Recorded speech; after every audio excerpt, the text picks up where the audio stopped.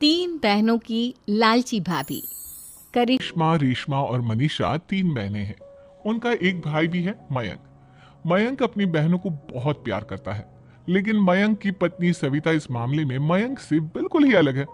वो अपनी ननदों का जितना बुरा कर सकती है उतना बुरा करती ही रहती है और अपनी ननदों पर हुक्म भी चलाती है। करिश्मा, करिश्मा, तुमने अभी तक नाश्ता नहीं बनाया? तुम्हारे भैया को ऑफिस जाने में देर हो रही है। हाँ भाभी, बस अभी बनाती हूँ। करिश्मा, तुम ये ढीलापन छोड़ दो। कल को पराये घर जाना है। वहां अगर तुम इस तरह से काम करोगी तो लोग क्या कहेंगे कि माँ ने और भाभी ने कुछ सिखाया नहीं।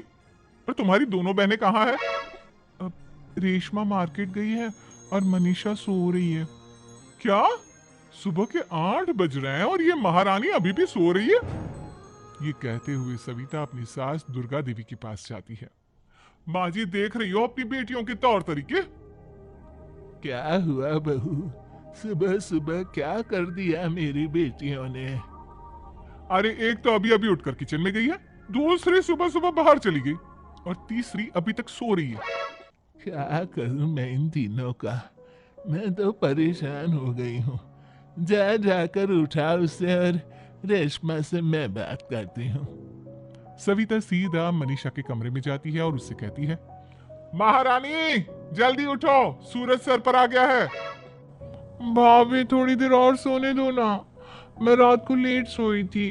वो क्या है ना, यूनिट टेस्ट चल रहे हैं। शराफत से उठती है या नहीं, या फिर पानी की भरी बाल्टी डालूं तेरे ऊपर? नहीं नहीं भाभी, मुझे बिस्तर में नहीं नहाना, उठती हूँ मैं। मनीषा जल्दी से उठकर बाथरूम में चली जाती है। सभी आराम से बैठकर नाश्ता कर रहे होते कि तभी रेशमा बाजार से हाथ में सामान लिए आ जाती है। रेशमा को देखते ही सविता उस पर बरस पड़ती है। लो, आ गई महारानी। ऐसा भी क्या सामान लाना था जो सुबह आंख मलते ही बाजार की तरफ रवाना हो गई? भाभी, कल आप ही तो चीख रही थी कि घर का सारा सामान मुझे ही लाना पड़ता है, घर में किसी को भी किसी काम से कोई लेना देना नहीं है। अब मैं बाजार जाकर सामान ले आई तो आपको इस बात से भी तकलीफ हो रही है? देख रही हो माँ जी, अपनी बेटी की जुबान कैंची से भी तेज चलती है।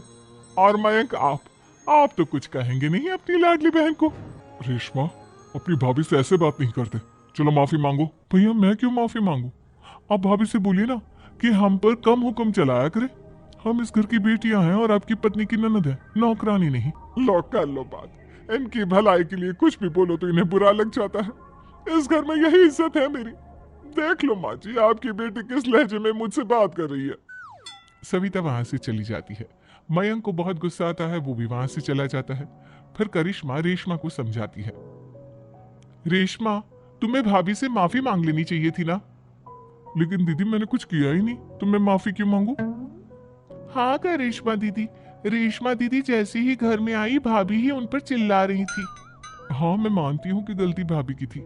मैं तो इसलिए बोल रही हूँ कि भाभी ने माँ को तो पूरी तरह अपने वश में कर लिया है। वो हमारी बात सुनती ही नहीं। मयंक भैया हमारे लिए हमेशा खड़े रहते हैं, इसलिए उनकी बात का मान तो तुम्हें रखना चाहिए था ना। कोई फायदा नहीं दीदी, कुछ दिनों की बात और है, भाभी उन्हें भी हमारे खिलाफ भड़का देंगी। फिर वो भी माँ की तरह हमारी किसी बात का विश्वास नहीं करेंगे। इसी तरह सविता अपनी तीनों ननदों को किसी न किसी बात पर परेशान करती रहती थी। एक दिन मयंक अपनी तीनों बहनों के लिए गिफ्ट लाया। क्या रेशमा, ये तुम्हारे लिए हार का सेट। रेशमा, तुम्हारे लिए सुंदर सी ड्रेस।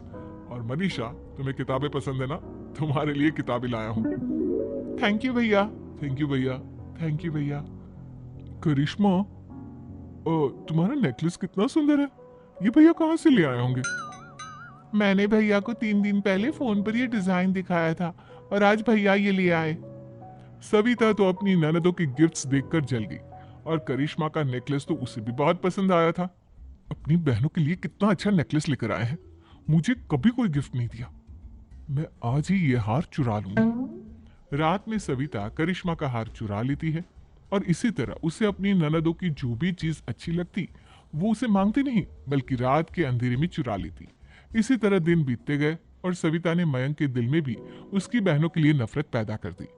एक दिन मयंक ने करिश्मा और रेशमा के लिए रिश्ता देखा और ये बात उसने घर में सबको बताई। माँ, करिश्मा और रेशमा के लिए बहुत अच्छा रिश्ता आया है। वो लोग कल इन्हें देखने आ रहे हैं। आप और सविता मिलकर सारी तैयारी कर लेना। ये सुनकर करिश्मा और रेशमा खुश हो जाती हैं, लेकिन सविता सोचती है, अगर इन दोनों बहनों की शादी हो गई तो घर और बाहर का काम कौन करेगा? मनीषा तो एक नंबर की कामचोर है, उससे तो किसी बात की उम्मीद लगाना ही बेकार है। मुझे इस शादी को रोकना होगा। अगले दिन सभी लड़के वालों के स्वागत की तैयारी करने में लगे होते हैं। तभी मयंक अपनी बहनों से आकर कहता है, तैयार हो गई तुम दोनों? देखो दोनों लड़के बहुत अच्छे हैं, मैं कोई कसर नहीं छोड़ना चाहता, इसलिए तुम उनके सामने अच्छे से बिहेव करना और अपनी भाभी से लड़ने मत लग जाना। करिश्मा, तुम वो नेकलेस पहन लो ना जो मैं तुम्हारे लिए लाया था। भैया मैं बहुत देर से वो नेकलेस ढूंढ रही हूँ लेकिन मुझे मिल ही नहीं रहा। क्या तुमने नेकलेस खो दिया? तुम्हें पता भी है वो कितना महंगा था? तुम कोई काम ढंग से नहीं कर सकती। मयंक गुस्से में वहां से चला जाता है। थोड़ी देर बाद लड़के वाले भी आ जाते हैं। वो दोनों बहनों को पसंद कर लेते हैं और रिश्ता पक्का हो जाता है। लेकिन सविता के दिमाग में तो कुछ और ही खिचड़ी पक रही थी। वो पंडित जी के पास करिश्मा की कुंडली लेकर जाती है और उन्हें पैसे देकर करिश्मा की कुंडली बदलवा देती है। जब लड़के वालों के पास करिश्मा की कुंडली जाती है तो वो दुर्गा को फोन करते हैं। बहन जी, हमने करिश्मा की कुंडली अपने पंडित जी को दिखाई थी। आपकी बेटी की कुंडली नहीं बल्कि दोषों का पिटारा है। देखिए, मैं और मेरे पति इन सब बातों में बहुत विश्वास करते हैं, इसलिए हम आपकी बेटी से अपने बेटे की शादी नहीं करा सकते। इस तरह करिश्मा का रिश्ता टूट जाता है और सभी घर वालों को बहुत दुख होता है।